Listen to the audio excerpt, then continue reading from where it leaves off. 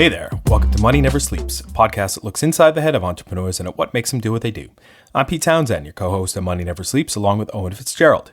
This episode of Money Never Sleeps is kindly sponsored by Ireland's fintech and financial services recruitment specialists, Top Tier Recruitment. If you or a colleague need help attracting and retaining great talent for your fintech or financial services company, it is highly advisable that you build a relationship with the team at Top Tier Recruitment as they really know their stuff. You can find them at toptierrecruitment.com and tell them we sent you. This week, we've got another Money Talk special segment where the comeback kid, Eoin Fitzgerald, helps me dig into a few of the things that happened in the past week in tech, venture deals, and the topics we generally cover in our day jobs. So let's just get right to it with this week's episode of Money Never Sleeps. Money never sleeps, pal. Here we go again. Welcome to Money Never Sleeps. We're recording today from the home studio. In this Money Talks episode, we're looking at news from this week relevant to us in this cosmic cloud of finance, tech, startups, and enterprise that we both operate in. And hopefully it's relevant to all of you, our friendly, loyal listeners. We've got Eoin Fitzgerald, fresh off of sending out the first edition of the Money Never Sleeps newsletter. How are you doing today, Shakespeare? I'm good, Pete. loving. I was saying earlier, loving how the newsletter has been received so far. It's great. I think we're at like 46 people signed up already to get it every week. So that's great. And it's just going to go from there. It's those endorphins of, getting those like buttons, just like getting a new subscriber into the Money Never Sleeps. And finally, I have something to do with all those interesting memes and stuff that I find over the course of a week. Exactly. Just get them loaded up for the entertainment of others, right? Yeah, that's it. Cool. So let's dig right into the stories this week. We've got a few that we're going to go through. But the first one is the all-famous Wirecard. And this one has been done to death over the news over the last couple of weeks. And I'd like to say that we could do a deep analysis into what happened, but let's not do that. So instead of looking at the piles of the rearview mirror news stories out there that I just mentioned, a number of folks have put forward some more forward-looking thoughts on what will come from the Wirecard mess overall, okay? So one of the favorites out there to look at for analysis, right, instead of doing your own work, is Chris Skinner. Shout out to Chris. Feel like we give him a shout out quite a bit, don't we? He was blogging this week about regulation at the process level, right, and rather than the entity level. So, for example, Stripe enabled the merchant checkout process. So regulate that instead of Stripe's whole business. I don't know how you do that. It's really complicated to implement. So how do you regulate the whole fintech business though, including the front end design? You don't regulate the front end design. Do you just deal with it? Do your best to ring fence the regulatable activities, leaving all these core capabilities around understanding customers and UX design for those who just breathe at will? I'm thinking, Eoin, is this why Tom Blomfield stepped aside at Monzo? Yeah, well, actually, on that one in particular, the kind of word on the street was that he was stepping aside because so much of his time was getting taken up on the regulatory side, and that he actually wanted to focus on building the business, which is why he stepped aside, and they brought in someone kind of more of a background to lead on those conversations. Look, what's really interesting, the first thing is that it was funny because I saw Chris Skinner's article, appears at 7:00 or something in my inbox every morning. And I saw it and I immediately had written a text to you this morning saying, this is what we've been talking about and we should talk on the episode tonight. And you'd already sent me the kind of notes for us, which included Chris post. So yeah, and all that. And my comment was, can you now pass me a lightsaber behind your back through the Force? Yeah, absolutely. Do you know what? And only then, it's like I'm reading it here because it was on the FT at 20 minutes ago, 53 minutes ago. So the FT had head of German financial watchdog defends agency's Wirecard role and said that they did their job because Wirecard is classified as a tech company and not under BaFin's oversight. That's the problem. Am I wrong or am I naive in thinking that in any other circumstance, you would consider the group? If you as a business or if I'm investing or anything like that, you consider all the different parts of the group in your decision. So how is it that something like this can happen and the likes of BaFin can say, oh, well, we only looked after this very specific financial services thing. Let's not even think about whatever else the company does. That doesn't make any sense. Well, I think it comes down to standards, right? But can you actually regulate both the tech side of a business and the tech subsidiaries of a bank or of a regulated financial service provider, as well as the financial services part of it, right? I think you kind of have to. The only way to really regulate the tech side of the business, though, is through things like ISO 27001, which is a set of standards that a lot of different tech companies that are working in financial services, they go after that certification, which basically says, here's all my controls, here's all my security. I don't know.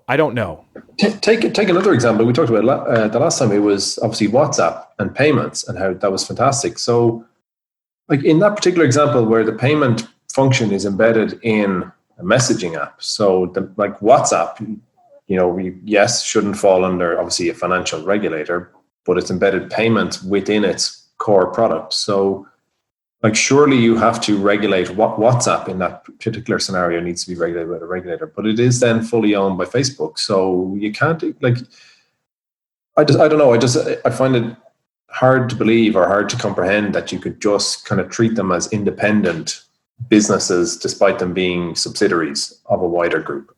And I know. Whole and try to find some way to say, oh, well, in this scenario, Wirecard Bank was fine, because that was just the bank bit and we did our bit. And you're like, well, yeah, but that's not really the truth, No, and I think, one of the thoughts I had earlier today was just on ring fencing the business, right? Where did Wirecard start? Was it a tech company or was it a bank, right? I think it was a tech company first, right? And then they went and got a banking license so that they could do certain things. Actually, they acquired another business which had the license, which is how they kind of reversed into the license. Okay, so whether they did it natively or they bought it, right? They ended up with a banking license. So given that it was a tech business first, okay, when they end up with an entity that has a banking license, well, you ring fence the tech company away, and all that you get regulated really is the banking entity and all the controls around that, right? I think that's what most folks do out there. If you have a business that with headcount, with costs, with overhead, that doesn't need to be regulated, keep all of that outside of the scope of the regulatable activity, right? Yeah.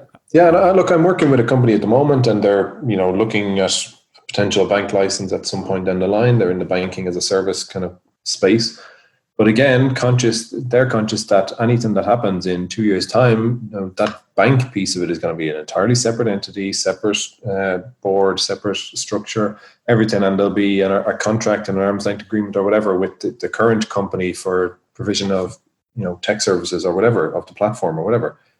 Like that's moving forward. That's where the separation is. Surely that should be the case, but it just it begs the question then as to the reason so many of these companies don't offer the kind of full suite of banking services. The likes of the Amazons and Facebooks and stuff can get involved in financial services on the fringes where they can just mop up large customer numbers because they already have them, is because they don't want the heavy regulation. Yeah. In that sense, then they're highlighting a problem really. Well, I mean, Amazon are providing loans. You and I talked about this a couple of years ago. Obviously, providing loans to their suppliers on their marketplace. I gotta expect that that's a subsidiary. Yeah, and the funding line that's in place with it is probably, or I don't know. I can't remember if that's provided by Goldman or someone like that, or if it's. I think it is Goldman. Yeah, so it's probably again separate or ring fenced or whatever, or it's structured in a particular way, but it's still part of its own group. So yeah, the whole space is a quagmire. It does seem a bit messy when you really try to look at the regulatory side of it, and then it poses the question: is banking as a service, is it going to have impact on valuations? There's companies out there publicly looking to raise large funding rounds, and in this particular space, you typically are raising the 50, 100 million plus funding rounds. Our investors kind of step back and say, well, actually, what's your plan around regulation? How are you separating out the different products, the different is it a case that that company then goes and gets regulated to provide particular products? So I had a good conversation with an interesting company there yesterday that are looking to go into the mortgage space.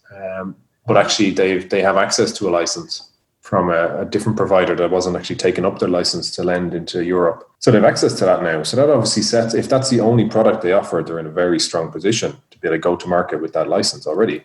I get that.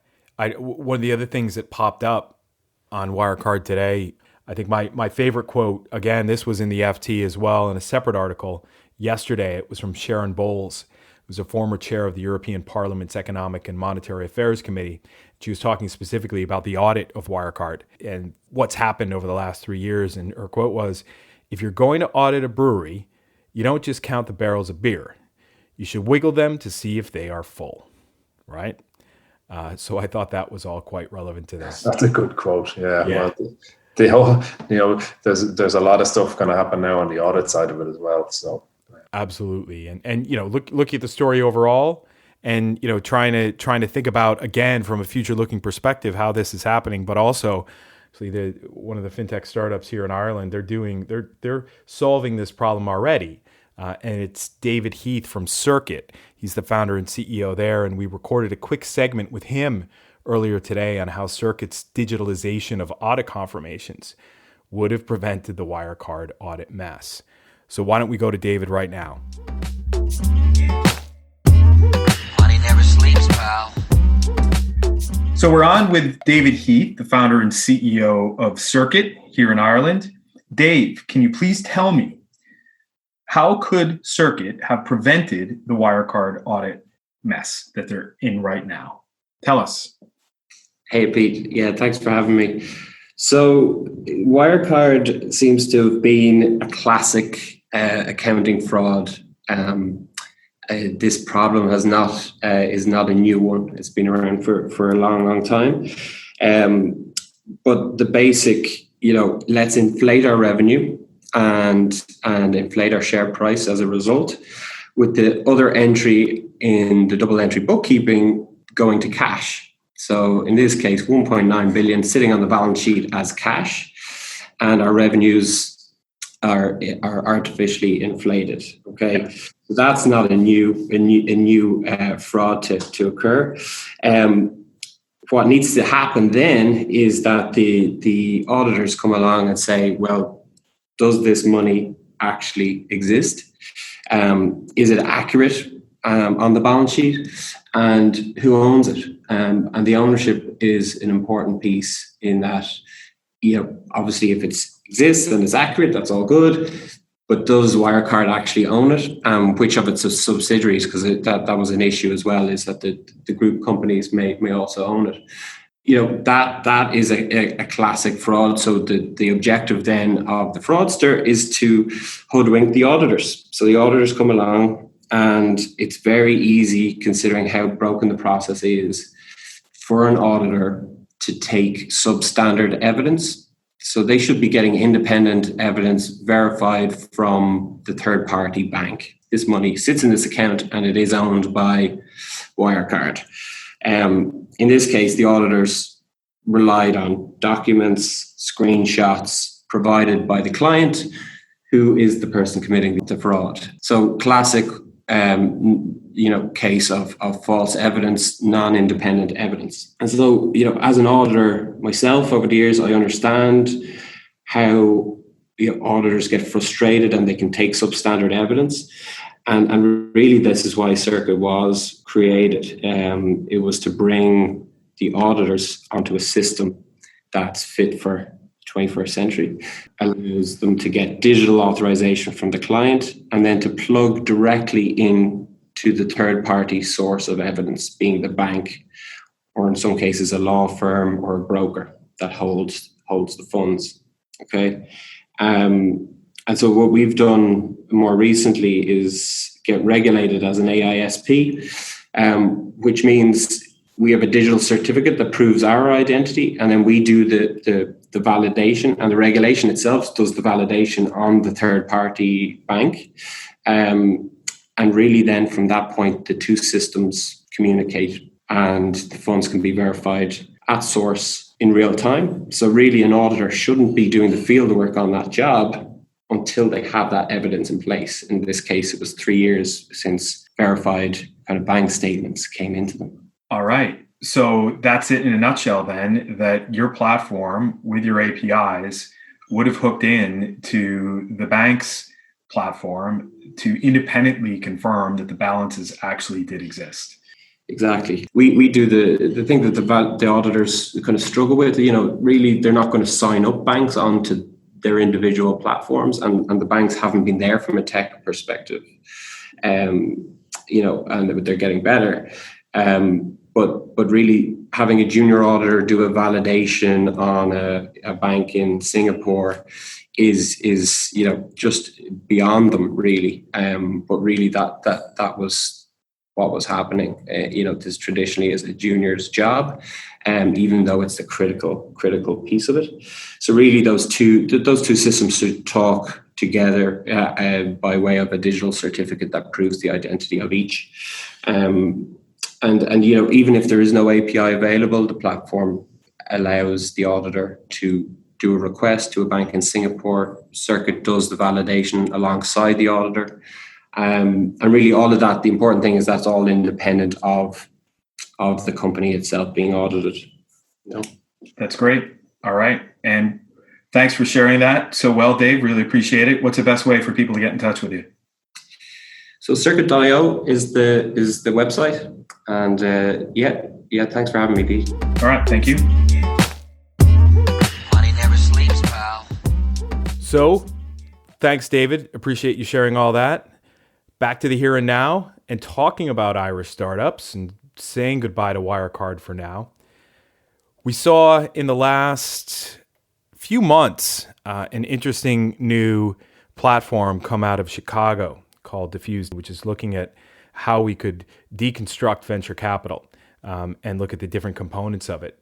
And they're running this great series of web sessions called Conzoom.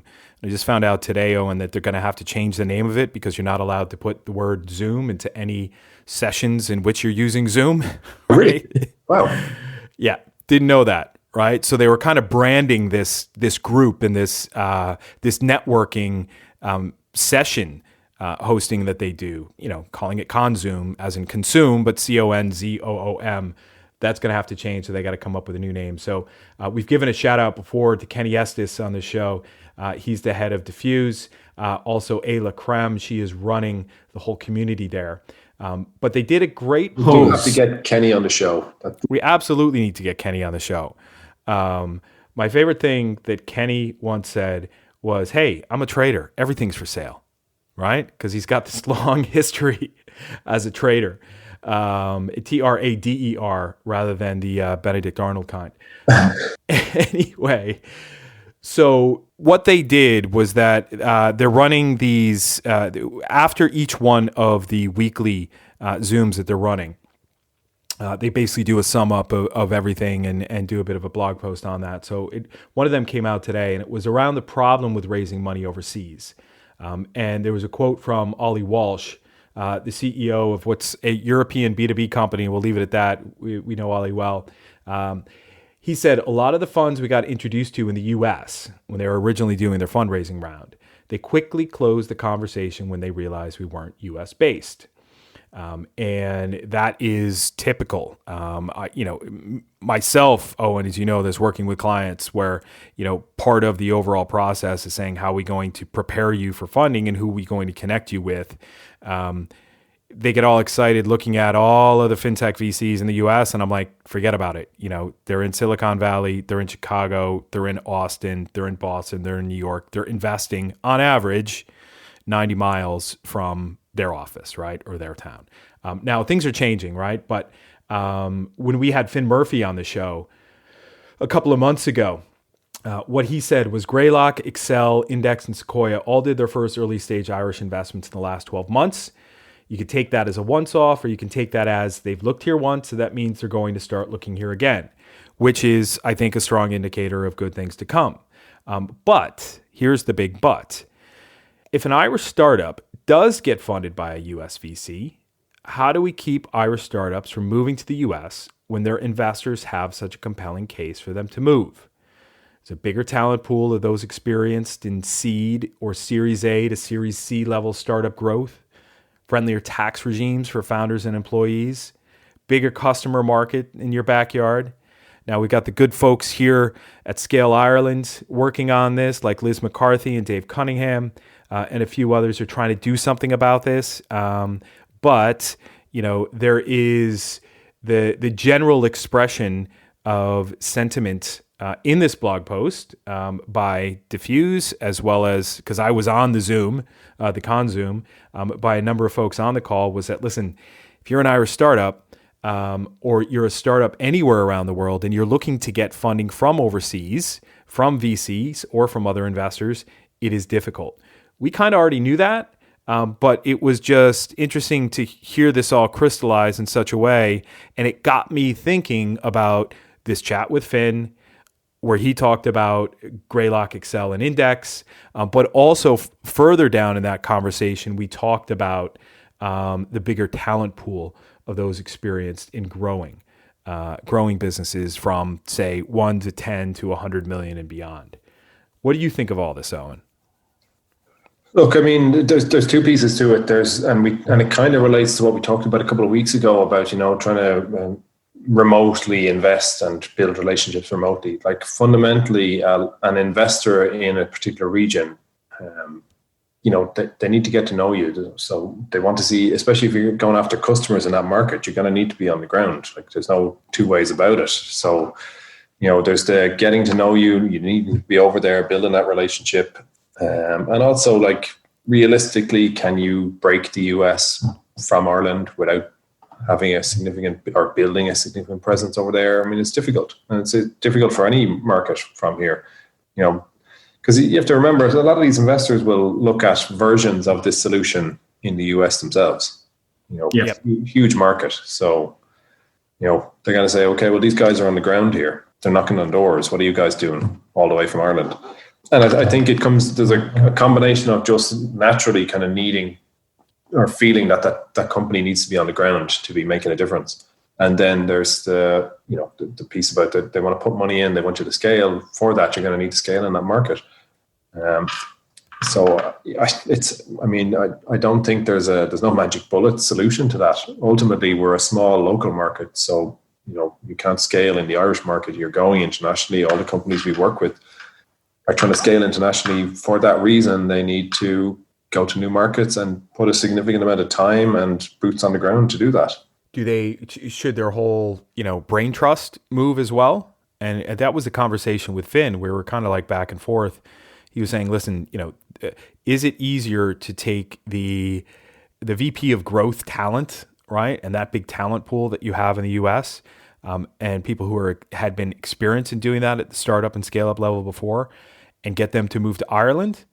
Or do you get, 4 to 5 to 8 or 9 folks that are the brain trust of the company at the funding point, and moving them over to the US from Ireland, right? And he said more likely it's going to be, importing the brain trust to the US. I don't know. I mean, or can you do it with a remote sales team there? Right. Well, that's what I was going to say. At a certain point, like as you're scaling the business, there's going to be a split in the sense that the development can be maintained remotely. Your dev team and your CTO and all of that work can be kept in the country, but like realistically, your sales guys and your growth guys and some of your customer support and all that sort of stuff is going to need to be on the ground in that particular market. Yeah. But you could probably get away with opening your first local office in the US in Boston or Chicago or wherever, and you have your senior person there, your head of that region or whatever, and you have some tech guys there, support and sales support, and that might be enough. And then your CEO has to accept the fact that they're going to be on the plane a lot or spending a lot of time in that particular market building that relationship. But to me, like it shouldn't necessarily require the full-time kind of relocation of your brain trust. I wouldn't have thought, but yeah, it kind of depends on the space you're in as well. I mean, I'm working with a company, and they're in the kind of NGO space, and the CEO spends a significant amount of time in Asia, and will probably continue to, because that's where their entire customer base is for the next kind of 2 to 3 years, and there's big projects that need to scale, so he needs to do that FaceTime over there. But the rest of the team and the development will be done out of here. Well, I mean, I think you're right. I think you're right to say it depends, right? How are you selling your product? Is this something where is it enterprise sales? Do you need to develop those relationships with people? Obviously, that is happening differently now, but there is something about saying, hey, I'm connecting with you over Zoom, 5 miles away because we're both in our downtown New York City or in Silicon Valley offices, versus hey, I'm connecting to you across 5 to 8 different time zones, right? And there's this proximity sense that I don't know that develops relationship. Anyway, I think we thought it was worth bringing up, and I think if you can square away all of the systematic factors to put Ireland on par with, say, the UK or with the US in terms of the taxation of entrepreneurs and startup companies overall, and how things are structured around options, then you're just leaving it with a case of talent, right? And hopefully that is a situation that is, again, it's going to be different strokes for different folks on which companies do end up moving to the US, or, and in what capacity. Do you have the brain trust moving? Do you have the dev team moving? Is it just sales? Can you build a big dev team here? Is your product so tech intensive that it's going to be helpful to build a big dev team here, or in other places as well? So that was the gist of it. So speaking tech, one of the other news stories that came up today, actually this was a few days ago, it was the end of last week, and this is again on SoftBank, and it was just a general news story, a snippet that I saw on a website called HODL, HODL. But regardless of where it came from, Japan SoftBank is to launch a crypto fund with 50% in XRP. And Colin Platt, who we've had on the show in the past, I think he was on episode 79. He's got this thing about XRP, which is Ripple, for those that aren't familiar with the crypto terminology. He was so surprisingly mild-mannered when I put it his way on Twitter, okay? And the whole concept of this was launching a crypto fund with 50% of the fund's assets in any one single cryptocurrency just, to me, seems completely irrational. As if it would you to say you're launching an investment fund with anything where 50% is in a single asset, right? I just thought that was ludicrous. And with the way that Colin feels about Ripple, that I thought he was going to go all over this. But what he basically said was it's SoftBank International. They're longtime bag holders, which means they've been holding Ripple for a very long time. So it's probably a way to shift it off their balance sheet because the liquidity is dried up. And I thought if he's right, it's another heartwarming example of SoftBank's rock solid sense of fiduciary responsibility, right? And just to say, we've seen so much unfortunate, probably unintentional comedy out of SoftBank over the last year. And I think you'd have to kind of weed through a few different mindsets to get to the level of comedy that I saw in this one. Colin went so far with his distaste for Ripple a few years ago. We had him at the Adminovate conference here in Dublin with the Fundrex guys. He did a talk on blockchain. He referenced his, and I'm going to use some specific Colin Platt sarcasm here, his slight distaste of the concept of Ripple. And the following year, when I think we asked him back, or probably the year after that, might have lost something in translation there. He said he's not going to be able to come, but please make sure that you tell the crowd that I was right, because Ripple's dropped 80% in the last year, right? So anyway, I thought it was funny. Just again, like I said, another example of what SoftBank are up to these days, and it's just quizzical over and over again. I know I saw a great tweet there the other day saying why haven't SoftBank bought Wirecard? Totally. They'd be the perfect buyer.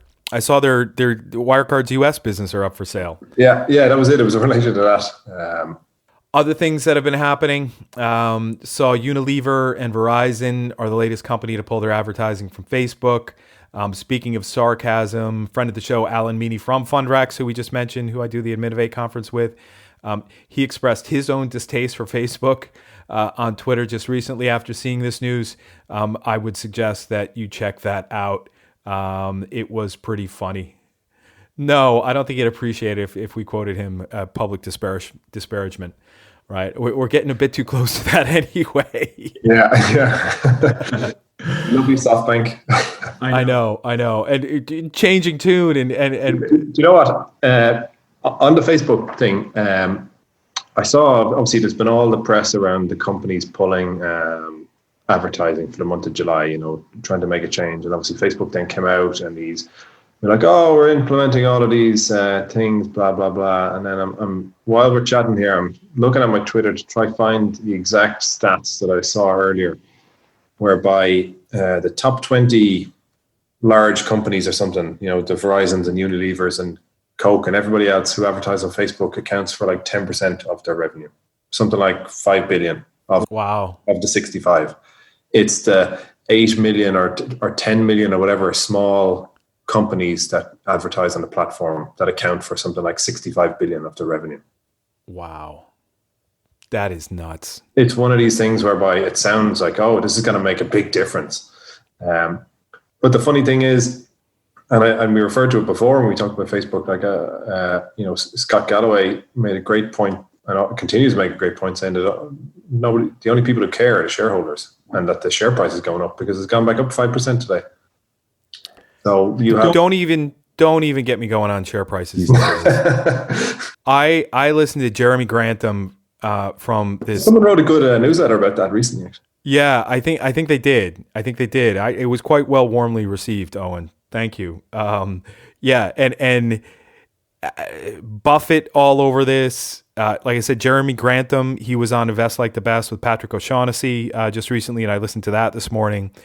And he's getting all old school, as he should, because he's such a, he's a legend that not too many folks have heard about outside of the hedge fund world. But yeah, he was talking about selling out of the bubble in the internet bubble in 2001 with the price earnings ratio as high as they were at the Great Depression. And they sold out, and I think it was, 21 times earnings. And then things continued to get worse and went up to 35 times earnings before the bubble burst. I don't even want to think where we're at right now. I haven't bothered looking, but it's just, there's absolutely no correlation right now between stock prices in the US and what's actually happening in the economy. Zero. Oh, no, completely. It makes no sense whatsoever. One of the other interesting points he made was that, listen, the economy is in trouble. The Fed just decides, well, we're going to just issue paper, as he was calling it, right? Which is just, inventing money. And really what people are betting on is that the Fed is just going to keep printing money. But it doesn't get into the hands of the people that need it, which is the problem. Yeah.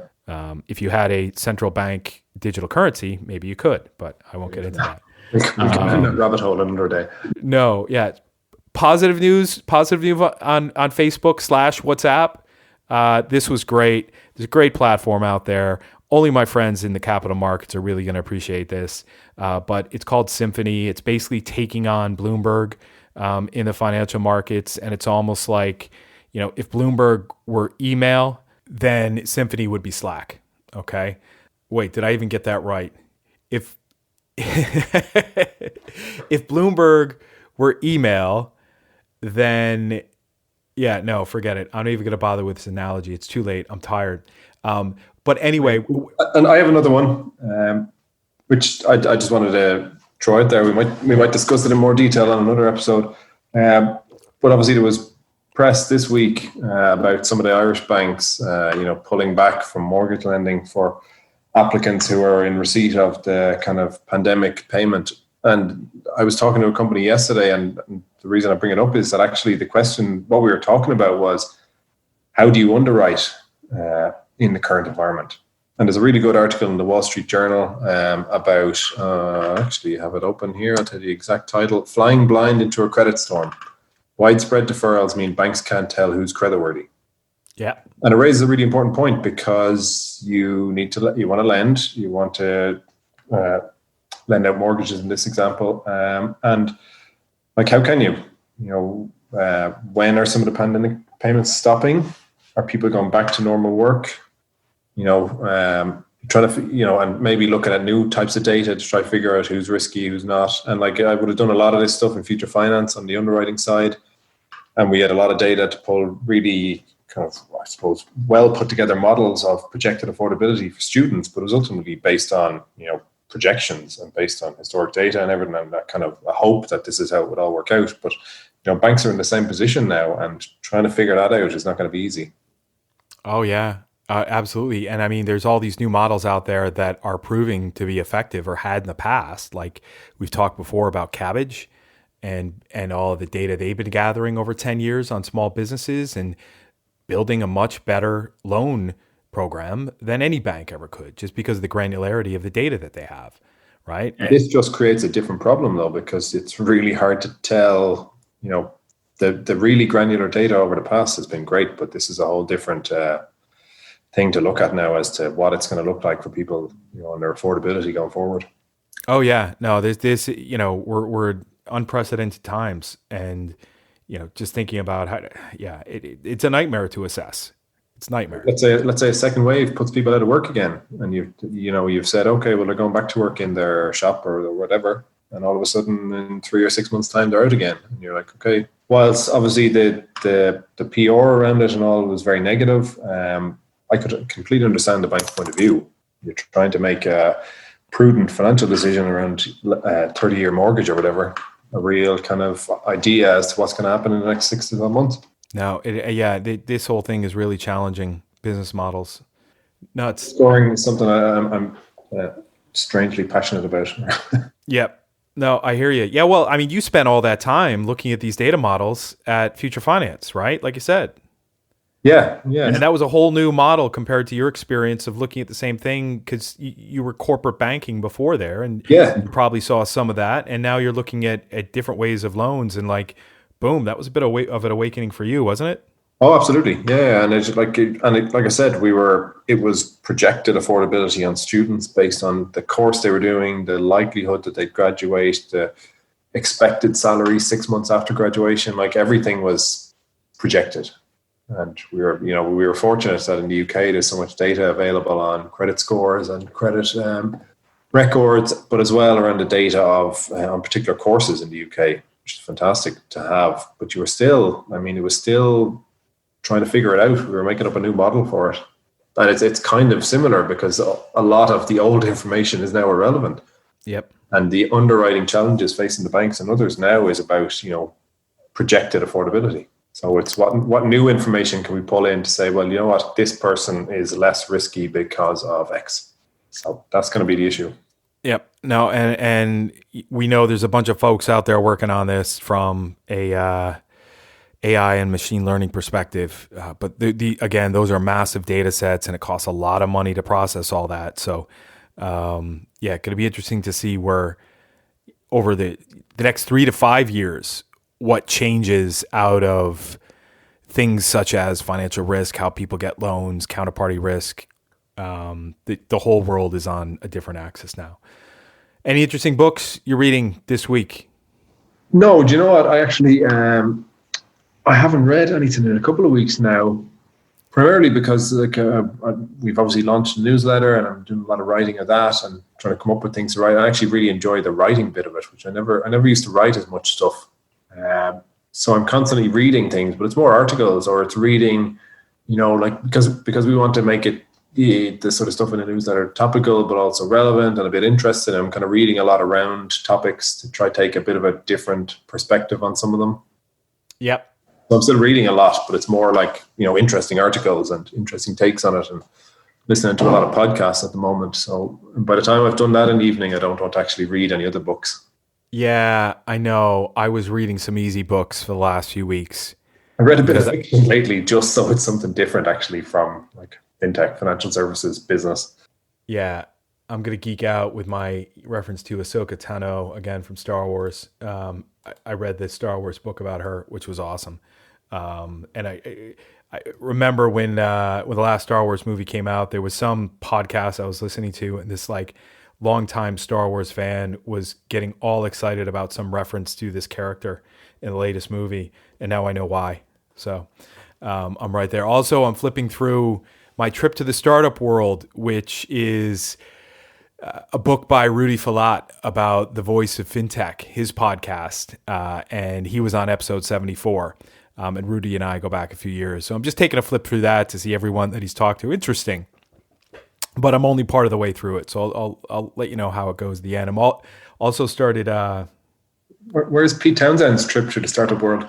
Yeah, I know. That's what I'm thinking, right? Because I spend all this time, and I know what you mean about writing, and I'm kind of getting more out of this. I'd say in the last probably 20 episodes or so that we've done, I've gotten a lot more thorough, maybe is the word, with the show notes. And I know nobody reads them, right? But for me, it's like, it's a record, right?